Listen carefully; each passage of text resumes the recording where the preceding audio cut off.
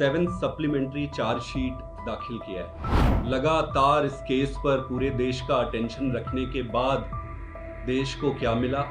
एक और चार्जशीट। अरविंद केजरीवाल जी को उसमें अक्यूज्ड बनाया है और दूसरा आम आदमी पार्टी को अक्यूज्ड बनाया है। आगामी दिल्ली विधानसभा चुनाव से ठीक पहले आम आदमी पार्टी के तमाम नेताओं ने बीजेपी का दामन थाम लिया। आपकी जानकारी के लिए बता दें कि कल यानी कि 10 जुलाई को आम आदमी पार्टी के तमाम एमएलए और विधायक जाके बीजेपी में शामिल हो गए हैं और इसी को लेकर आज संदीप पाठक जी आम आदमी पार्टी के जो नेता हैं उन्होंने प्रेस कॉन्फ्रेंस करी, मीडिया से बातचीत करी। उन्होंने मीडिया से बातचीत करके बातें सामने रखी हैं कि अगर ऐसे तमाम लोगों के, तमाम विधायकों के जाने से अगर आम आदमी पार्टी टूट सकती तो शायद आज उस जगह नहीं होती जिस जगह पर आज आम आदमी पार्टी मौजूद है। इस पूरे मामले को लेकर उन्होंने बीजेपी को यही कहा है कि उनको ऑपरेशन लोटस जैसे शब्दों का इस्तेमाल करके उन्होंने कहा है कि इसमें ऐसी कोई दोहराई नहीं है। बीजेपी का ये पुराना बर्ताव, पुराना तरीका है पार्टी को तोड़ने का। उन्होंने इस तरह की तमाम बातें कही हैं।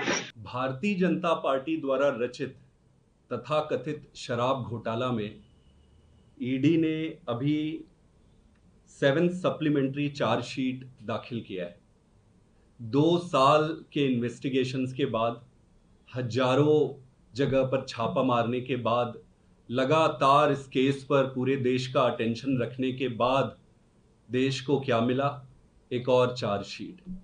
उस चार्जशीट में इन्होंने 2 नई चीज़ें किया है। एक तो अरविंद केजरीवाल जी को उसमें अक्यूज्ड बनाया है और दूसरा आम आदमी पार्टी को अक्यूज्ड बनाया है। मेरे ख्याल से 20 जून को पीएमएलए स्पेशल कोर्ट ने इन सारे मुद्दों को जो ये चार्जशीट पे ये हाईलाइट किए, उस पर स्पेशल कोर्ट ने अपना ऑर्डर बड़े स्पष्ट तरीके से दिया हुआ है। 20 जून को जो ऑर्डर आया वो 2 साल के ईडी के सारे इन्वेस्टिगेशंस और सारे सबूतों को ध्यान में रखकर वो ऑर्डर पास किया गया। उस ऑर्डर में आप देखेंगे कि अभी जो ये बातें उठा रहे हैं वो सारी चीजें स्पष्ट रूप से लिखी गई है। ये कह रहे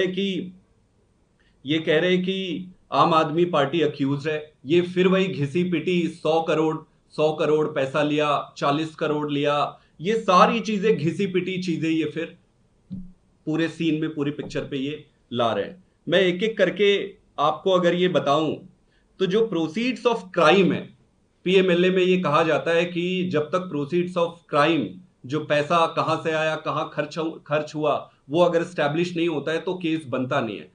तो आप अगर देखेंगे कि इस पर कोई एविडेंस नहीं है और कोर्ट ने अपने ऑर्डर में बड़े स्पष्ट तरीके से लिखा गया है। अगर कोर्ट का ऑर्डर मेरे पास है, आप सब भी इस ऑर्डर को पढ़ सकते हैं। आप अगर पैरा 24 अगर इसमें आप पढ़ेंगे तो पैरा 24 में बड़ा क्लियरली लिखा हुआ है।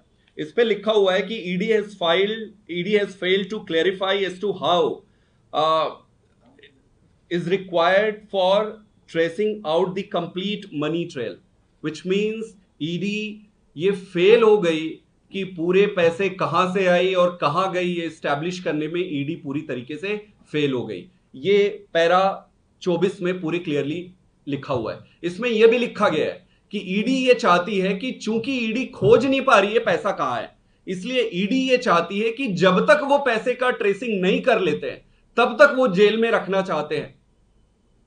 ये बड़ी विचित्र स्थिति है और ये कोर्ट के ऑर्डर में बड़े स्पष्ट तरीके से लिखा गया है कि प्रोसीड्स ऑफ क्राइम कुछ मिला नहीं है, कुछ 1 रुपए भी इसमें इनको बरामद नहीं हुई है। दूसरा, पैसा कहां यूज हुआ, इसमें ये बार बार ये कहते हैं कि भाई पैसा गोवा में यूज हुआ, पैसा गोवा में यूज हुआ। अगर आप पैरा 26 इसमें पढ़ेंगे तो इसमें बड़े स्पष्ट तरीके से ऑर्डर पे लिखा हुआ है कि this is also noticeable that ED is silent about the fact as to how the proceeds of crime have been utilized in assembly elections at Goa by AAP।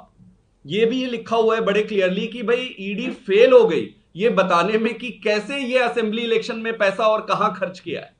ये भी उनके जो प्रश्न ये अभी जो चार्जशीट में दाखिल किए हैं वो इस पे बड़ा स्पष्ट उत्तर लिखा हुआ है।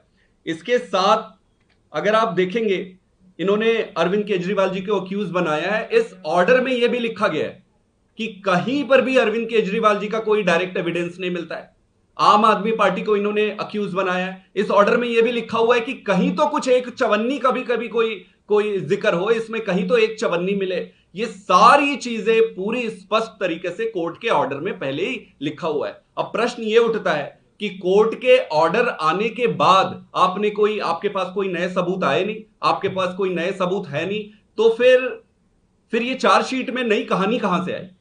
इसमें इंटरेस्टिंग चीज और है, ओवरऑल अगर आप केस को अगर आप देखेंगे तो इसमें पैरा 27 में बड़ा स्पष्ट लिखा हुआ है कि ईडी कैसे मैलाफाइड इंटेंट के साथ, यानी कि अब ईडी की नियत में खोट है और नियत में खोट के तरीके से काम कर रही है, ये ऑर्डर में लिखा हुआ है। अगर आप पैरा 27 इसमें पढ़ेंगे, उस पैरा 27 में यह लिखा हुआ है कि 2022 में जो मटेरियल अवेलेबल इनके पास थे ये 2023 में प्रोड्यूस कर रहे हैं। एक साल तक उसको पढ़ा, मतलब ये अपनी मर्जी के हिसाब से, अपनी सुविधा के हिसाब से जब जिसको लाना है, जैसे डिले करना है प्रोसेस को, उस पे लगे हुए। इनके इंटेंट पे क्वेश्चन, तो अगर ईडी के इंटेंट पे क्वेश्चन लग रहा है तो सारी चीजें फर्जी नजर आ रही है। दूसरा एक इंटरेस्टिंग चीज, आप अगर पैरा 28 पढ़ेंगे, ईडी इज एक्टिंग विथ बायस, पक्षपातपूर्ण व्यवहार कर रही है ईडी। ये अगर आप पैरा 28 अगर आप पढ़ेंगे, इस पे क्लियरली लिखा हुआ है कि this very scenario constrain the court to draw an inference against the investigating agency that it is not acting without बायस।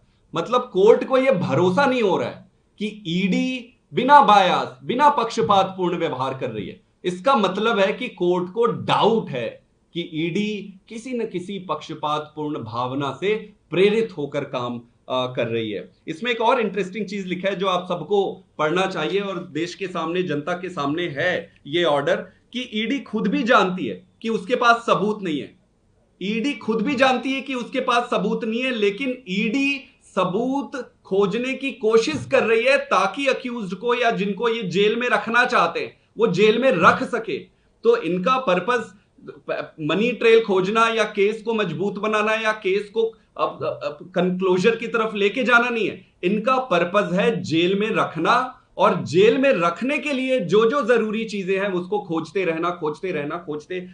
खैर, ऐसे पूरे मामले को लेकर हम बात बीजेपी की ओर से की जाए तो कल यानी कि 10 जुलाई के दिन पर बीजेपी में खुशी का माहौल देखने लगा कि बीजेपी के हेडक्वार्टर्स में कल आम आदमी पार्टी के तमाम नेताओं की ज्वाइनिंग हुई थी। उन्होंने बीजेपी के साथ हाथ मिलाया है और ऐसा बताया जा रहा है कि इसका डायरेक्ट असर, सीधा असर यानी कि हमें दिल्ली विधानसभा चुनाव पर देखने को मिलेगा। क्या इस पूरे बड़े कदम से, जो बड़ा कदम इस समय उन विधायकों एमएलए द्वारा लिया गया है, उन नेताओं के बड़े कदम से क्या आम आदमी पार्टी आगामी विधानसभा चुनाव बैकफुट पर आ जाएगी, या फिर एक और बड़ा झटका ये आम आदमी पार्टी के लिए साबित हो सकता है? आपका क्या सोचना है हमें जरूर बताइए। बने हमारे साथ पंजाब केसरी में कैमरे के साथ पंजाब केसरी।